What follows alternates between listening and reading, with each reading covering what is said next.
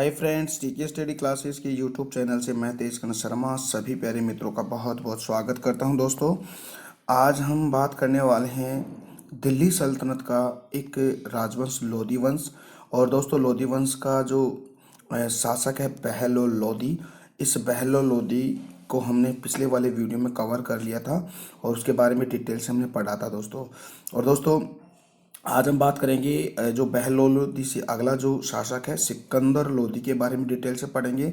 तो दोस्तों जुड़े रहेगा और टीके स्टडी क्लासेस चैनल है उसको आप लगातार शेयर सब्सक्राइब भी करते रहेगा। तो दोस्तों स्टार्ट करते हैं सिकंदर लोधी से। ठीक है, सबसे पहले बात अपन करेंगे कि सिकंदर लोधी का जो टाइम पीरियड है दोस्तों, वो 1489 से लेकर 1517 ईस्वी तक उसने शासन किया। और दोस्तों इसके बारे में थोड़ा सा और भी लेते हैं। देखिए दोस्तों, उनके पिताजी का नाम मैंने आपको बताया था बहलो लोधी था। उनकी जो माता जी है उसके नाम पे जेबंद, ठीक है, यानी कि एक सुनार की पुत्री थी दोस्तों। और दोस्तों इनके जो उनका जो सिकंदर लोधी है, इनका जो मूल नाम था, ये मूल नाम दोस्तों क्या था आपको दिखाई नहीं दे रहा तो मैं आपको बता देता हूँ। इनका मूल नाम था निजाम शाह। क्या दोस्तों? निजाम निजाम शाह था दोस्तों, याद रखिए, बहुत इंपॉर्टेंट है। तो आपको कंफ्यूज में नहीं होना है कि निजाम शाह कौन था दोस्तों, सिकंदर लोधी का ही नाम था दोस्तों।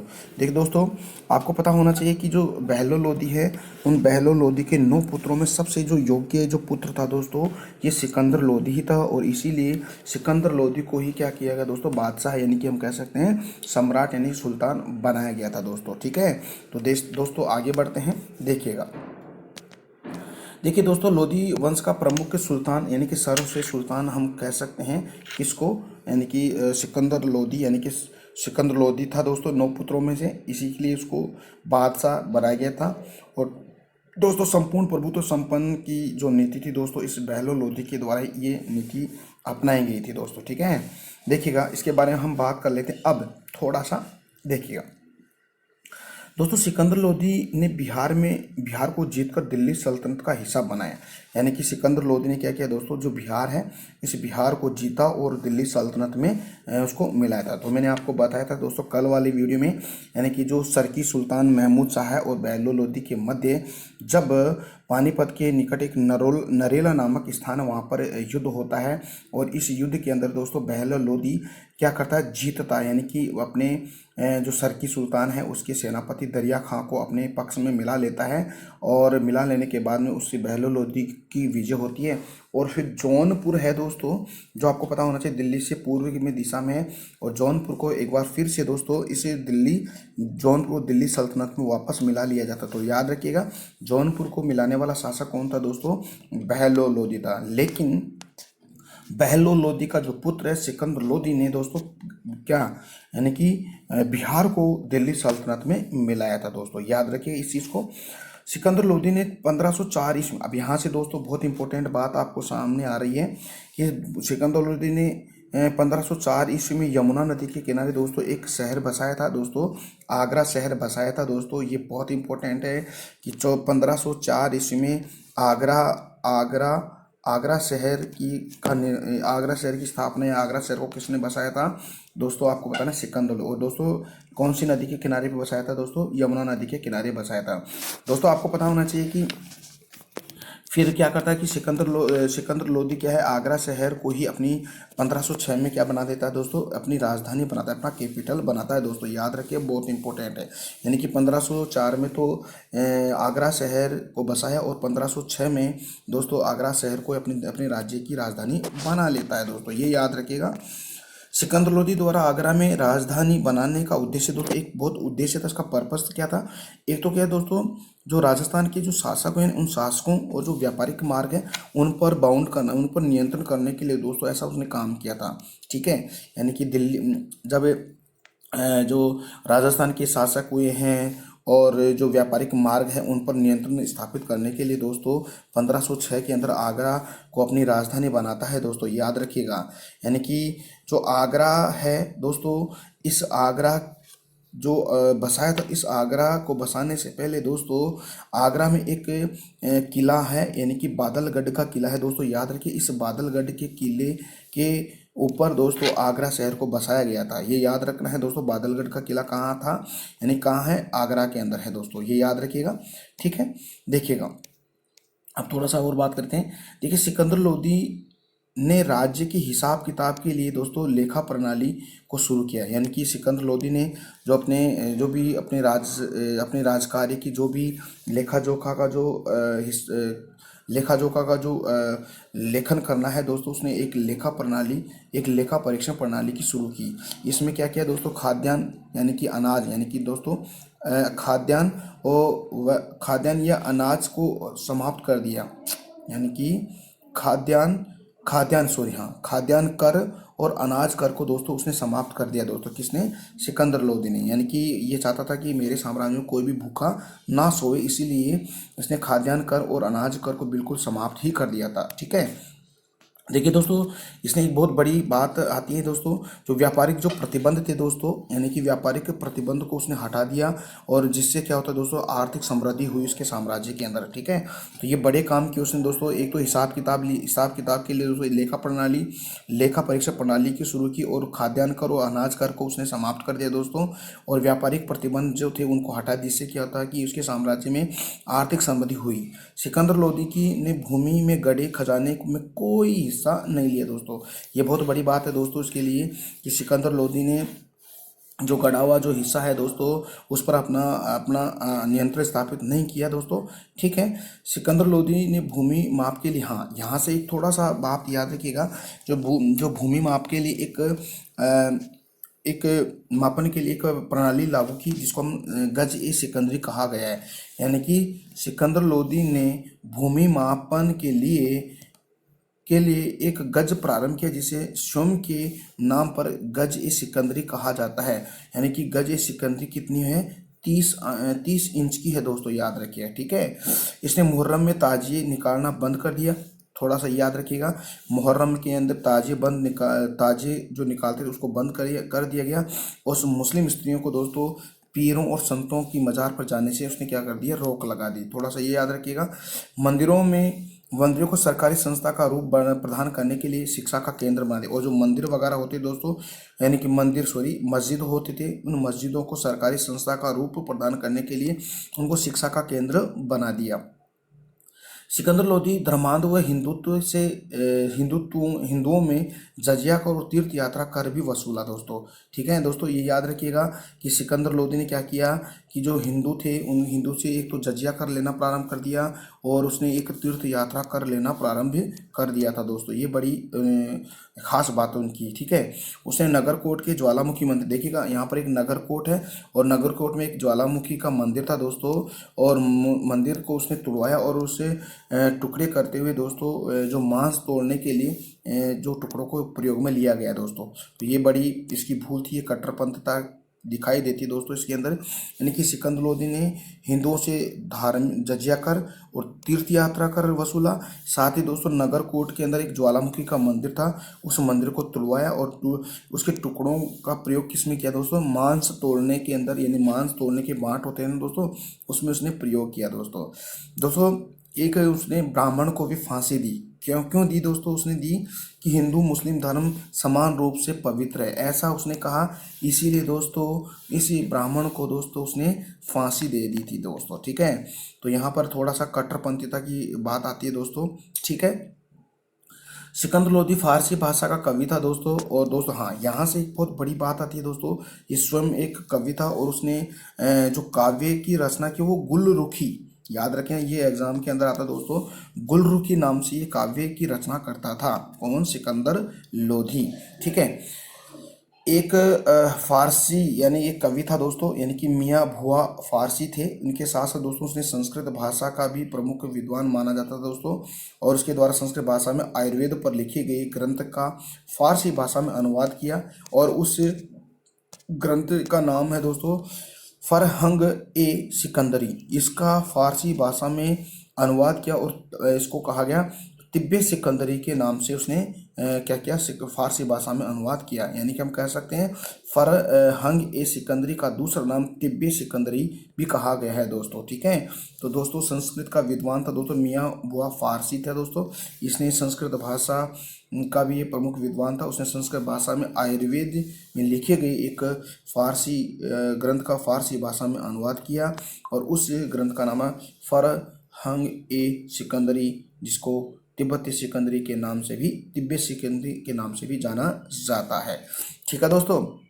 इसके अलावा देखिए दोस्तों, सिकंदर लोदी दाढ़ी नहीं रखता था दोस्तों। देखिए ये बड़ी खास बात है उनकी, यानी कि सिकंदर लोदी कभी शेविंग नहीं करता था, यानी कि वो अपने आप को बिल्कुल सुंदर रखना चाहता था, यानी कि बिल्कुल, है ना। तो शहनाई सुनने का बड़ा उनको शौकीन भी था दोस्तों, यानी कि संगीत का बड़ा शौकीन था। इसीलिए दोस्तों, यानी कि गायन विद्या के अंदर एक ग्रंथ की रचना की, उसका नाम लज्जत ए सिकंदरी। दोस्तों ये याद रखिएगा, एक तो आपको याद रखना है फिरंग ए सिकंदरी, और एक याद रखना है लज्जत ए क्या सिकंदरी, यानी लज्जत ए सिकंदरी यानी गायन विद्या का एक ग्रंथ है दोस्तों। और फरहंग ए सिकंदरी दोस्तों, ये आयुर्वेद पे लिखा हुआ था, जिसकी रचना दोस्तों फारसी भाषा में की गई थी दोस्तों। तो थोड़ा सा ये याद रखिएगा दोस्तों। ओके, देखिएगा दोस्तों, आगे बढ़ते हैं। इसके बाद में दोस्तों, शासन और सरदारों के नियंत्रण में रखने के लिए एक गुप्तचर विभाग की भी वो स्थापना करता है।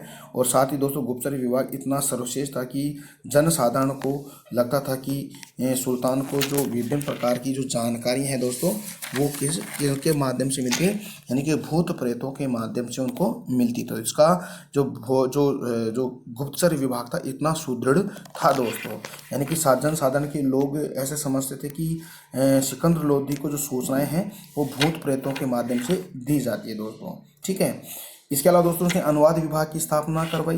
साथ ही मुस्लिम शिक्षा में सुधार के लिए ईरान के विद्वान शेख अब्दुल्ला और शेख अजीजुल्ला, यानी कि शेख अब्दुल्ला और शेख जुल्ला को बुलाया दोस्तों, यानी कि अपने मुस्लिम शिक्षा में सुधार के लिए दोस्तों ईरान से दो विद्वानों को बुलाया, शेख अब्दुल्ला और एक शेख अजीजुल्ला को। ठीक है। और सिकंदर लोदी का मकबरा दोस्तों याद रखिए कहाँ पे, दिल्ली के अंदर, बहुत ही इंपॉर्टेंट है। उसकी खास बात और देख लेते हैं। सिकंदर लोदी ने बहलोल लोदी की अफगान सरदारों के प्रति समानता की राजत्व नीति को त्याग पर सख्ती पर नियंत्रण स्थापित किया दोस्तों। ये किसने? सिकंदर लोदी के द्वारा।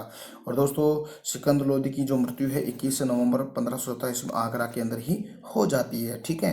तो ये तो हमने बात की दोस्तों किसके बारे में, सिकंदर लोदी के बारे में। और इससे पहले हमने दोस्तों जो बहलोल लोदी है उसके बारे में पढ़ लिया है, सिकंदर लोदी के बारे में हमने पढ़ लिया है। इन सभी के बारे में डिटेल से हमने पढ़ लिया, जो भी युद्ध हुआ उसको हमने देख लिया है। और उसके जो शासन का जो राजकार्य था उसके बारे में हमने पढ़ लिया है। ठीक है। अब लास्ट पढ़ेंगे, यानी कि जो हम कह सकते हैं कि इब्राहिम लोदी के बारे में डिटेल से पढ़ेंगे दोस्तों। तो दोस्तों जुड़े रहेगा, और टीके स्टडी क्लासेस चैनल है उसको आप लगातार शेयर सब्सक्राइब भी करते रहेगा। और दोस्तों साथ ही नए साल की सभी प्यारे मित्रों को बहुत बहुत ढेरों सारी शुभकामनाएं। ठीक है। और आपका जो भी गोल है दोस्तों वो पूरा हो दोस्तों। ठीक है। अब हम बात करते हैं इब्राहिम लोदी के बारे में। ठीक है। सबसे पहले देखते हैं कि इब्राहिम लोदी का दोस्तों टाइम पीरियड था 1517 से लेकर 1526 ईस्वी तक इब्राहिम लोदी का टाइम पीरियड था दोस्तों। ठीक है। देखिएगा, सिकंदर लोदी के का पुत्र था दोस्तों इब्राहिम लोदी। अफगान जो अमीर थे दोस्तों, इसने आंतरिक ग्रह युद्ध से बचने के लिए दोस्तों अफगानों ने क्या किया कि संपूर्ण जो राज्य था दोस्तों, संपूर्ण राज्य जो सिकंदर लोदी के जो पुत्रों में दोस्तों उसको बंटवारा कर दिया। हम कह सकते हैं कि बंटवारा किया है। ठीक है। कैसे साम्राज्य का बंटवारा किया है, यानी कि एक तरफ तो इब्राहिम लोदी को दिल्ली का सुल्तान बनाया गया, और जो सिकंदर लोदी के एक पुत्र जलाल खां उसको जौनपुर का सुल्तान बनाया गया। ऐसे करके दोस्तों दिल्ली साम्राज्य को उसको विभाजित कर दिया गया था, जिससे कि आंतरिक कलह ना हो, शांति व्यवस्था बनी रहे। लेकिन दोस्तों यहाँ पर थोड़ा सा इब्राहिम लोदी एक अपनी जो तृष्णा है उसकी, वो तृष्णा यानी कि अपने इस जौनपुर पर और अधिकार करने के लिए काफ़ी उन्होंने गलत कार्य किए। ठीक है। तो उसकी हम बात कर लेते हैं। देखिएगा क्या है, देखिएगा इस व्यवस्था में तत्काल शांति ला दी, यानी कि जो दिल्ली सरदार थे दोस्तों, अफगान सरदार थे, उन्होंने गृह युद्ध से बचने के लिए दोस्तों पूरे साम्राज्य को बंटवारा कर दिया, दिल्ली साम्राज्य का। एक तरफ तो लोधी वंश को, लोधी इब्राहिम लोधी को तो दिल्ली का सुल्तान बनाया, और उसका जो सिकंदर लोधी का दूसरा पुत्र जलाल खां, उसको जौनपुर का सुल्तान बनाया गया। तो कुछ समय के लिए दोस्तों ये शांति तो बनी रही, लेकिन कुछ समय पश्चात अफगान राज्य में विद्रोह यानी कि विघटन शुरू हो गया। और विघटन शुरू कैसे होता देखिएगा, यानी कि इब्राहिम लोदी ने शक्तिशाली सरदारों के दमन की नीति अपना दी। यानी कि यहाँ पर फिर क्या होता है कि जो इब्राहिम लोदी है, इसने क्या किया कि जो शक्तिशाली जो सरदार थे उनको दमाने यानी उसको दमन करने की नीति अपनाई, और वह अलोकप्रिय हो गया दोस्तों सभी के अंदर। यानी कि वैसे तो जो अफगान सरदारों ने तो दोस्तों दिल्ली के अंदर शांति व्यवस्था स्थापित करने के लिए ऐसा कार्य किया कि साम्राज्य का बंटवारा कर दिया। एक तरफ जौनपुर का तो साम्राज्य जलाल खां को दे दिया गया, और दिल्ली सल्तनत का जो बनाया गया अधिकार किसको दिया, इब्राहिम लोदी को। लेकिन जो इब्राहिम लोदी है ना, इन सरदारों को दमन करना प्रारंभ कर दिया। इससे क्या होता कि जो इब्राहिम लोदी है यानी कि सभी लोगों में अलोकप्रिय हो गया। अलोकप्रिय कैसे हुआ इसकी हम बात कर लेते, देखिएगा। इन्होंने क्या कि जलाल खां यानी कि हम कैसे जौनपुर अपने भाई की हत्या उसने कर दी, ठीक है। ये क्या है कि जौनपुर पर अपना अधिकार करना चाहते, इससे भी वो और भी ज़्यादा लोकप्रिय हो गया। इसके साथ दोस्तों जो ग्वालियर पर अभियान किया और ग्वालियर पर विक्रमजीत को पराजित कर दिया। इसके साथ ही दोस्तों उन्होंने क्या किया कि जो राजस्थान का जो संग्राम सिंह यानी कि जो राणा सांगा थे, उस राणा सांगा पर दोस्तों 1517-18 के अंदर दोस्तों खातौली के युद्ध के अंदर दोस्तों युद्ध करता है। लेकिन दोस्तों इसमें राणा सांगा की विजय होती है, लेकिन दोस्तों इस इब्राहिम लोदी ने राणा सांगा का एक हाथ को उसको काट दिया जाता है, यानी कि उसको अपंग बना देता है, ठीक है। तो अब देखिएगा कहानी थोड़ी सी उलट हो जाएगी, कैसे होगी देखिएगा। अब ऐसा उसने कर दिया तो अब क्या होगा दोस्तों, अब क्या होगा, जो इब्राहिम लोदी की इन्हीं दमनकारी नीति से परेशान होकर दोस्तों जो उसका भाई था एक तो दौलत खां, और दोस्तों जो चाचा आलम खां ने क्या किया कि बाबर को की सहायता मांगी दोस्तों। यानी कि जो दौलत खां है और जो उसका चाचा आलम खां है, ये बड़े परेशान हो गए थे दोस्तों। इसीलिए दिल्ली की सत्ता को हथियाने के लिए दोस्तों इन दोनों ने क्या किया, इब्राहिम लोदी को पद से हटाना चाहते थे और स्वयं दिल्ली की गद्दी पर बैठना चाहते। इसीलिए दौलत खां और चाचा आलम खां ने बाबर को भारत में आमंत्रित किया। इसी के साथ साथ दोस्तों यानी कि इधर राणा सांगा ने भी बाबर का साथ देने का वादा करता है दोस्तों। आपको पता होना चाहिए दोस्तों, जब बाबर का साथ जब राणा सांगा नहीं देता है तो आपको पता है कि आपने राजस्थान के अंदर भी दोस्तों एक रूपावास, ठीक है दोस्तों, रूपावास यानी कि जो भरतपुर में है, भरतपुर में एक युद्ध होता है जिसको हम कह सकते हैं दोस्तों खानवा का युद्ध। क्या, खानवा का युद्ध दोस्तों, ये 1527 ईस्वी में होता है। और इसमें दोस्तों आपको पता होना चाहिए कि खानवा के युद्ध में राणा सांगा की पराजय हो जाती है, ठीक है। तब ये क्यों करता है बाबर, क्योंकि जब बाबर का साथ देने की बात थी इसकी, राणा सांगा की, इस युद्ध के अंदर, लेकिन राणा सांगा उसका साथ नहीं देता है। इससे वह बदला लेता है खानवा के युद्ध में 1527 में, ठीक है। तो देखिएगा दौलत खां और चाचा आलम खां ने आमंत्रित किया किसको, बाबर को, और बाबर का साथ देने की बात भी कही राणा सांगा ने।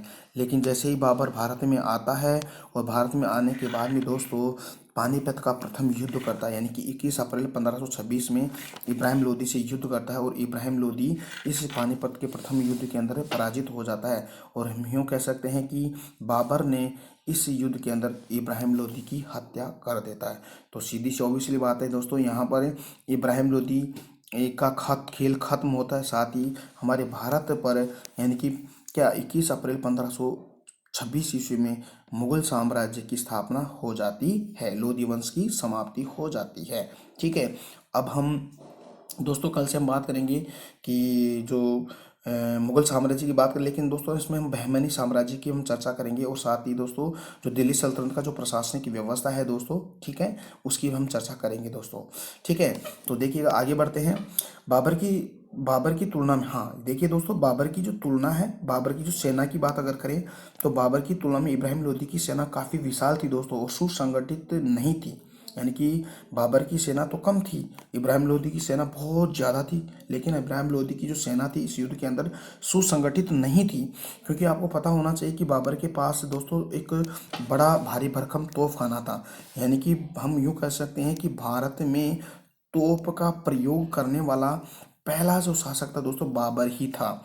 हम यूँ कह सकते हैं कि इसी युद्ध में विजय होने का एक रीजन ये था क्योंकि बाबर के पास में सुसंगठित सेना और तोपखाना का उसने प्रयोग किया था पहली बार भारत में।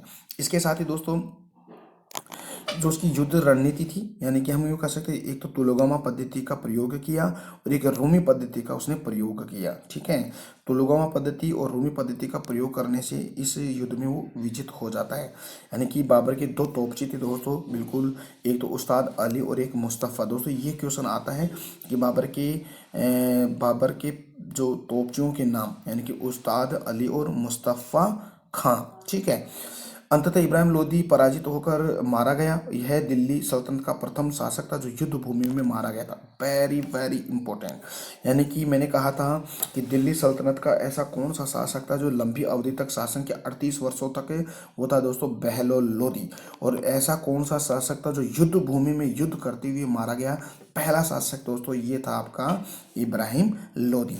ऐसा कहने वाला दोस्तों जियामत उल्लाह कहता है कि ऐसा शासक जो युद्ध भूमि में मारा गया दिल्ली सल्तनत का, जिसका नाम है इब्राहिम लोदी दोस्तों। ओके, देखिए दोस्तों